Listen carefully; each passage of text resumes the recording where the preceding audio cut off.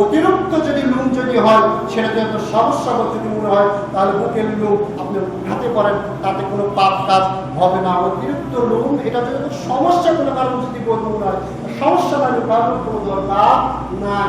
আরেকটিতে কুফরি মতবাদ যেটা আমাদের ভিতরে চালু হয়েছে সেটা হচ্ছে বুকে যদি লোম যদি না থাকে, যাকে আমাদের সিয়ারি বলে, সিয়ারিটা কি বলে, সিয়ারি বলে, বুকে যদি লোম যদি না থাকে আমরা অনেক করে হচ্ছে সীমা কি সীমা। হুসাইন রাদিয়াল্লাহু আনহুকে যখন হত্যা করবেন তখন নাকি হুসাইন রাদিয়াল্লাহু আনহু জামা খুললেন, সীমায় জামা খুলে দেখতেছেন তার বুকের লোম নেই। তখন বলছেন হ্যাঁ আমার নানা বলে গেছেন আমাকে যে হত্যা করে তার বুকের লোম নেই, সুতরাং হচ্ছে সীমা।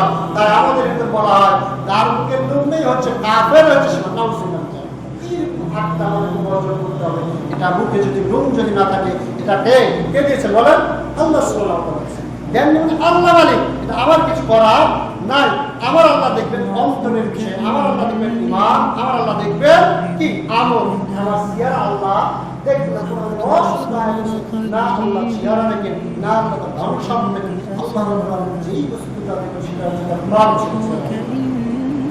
সুতরাং অঙ্গ প্রত্যঙ্গটি এটার কারণে এটা হয়, ওটার কারণে এটা হয়, এরকম বর্জন করতে হবে। অধিকাংশ শিরকের অন্তর্ভুক্ত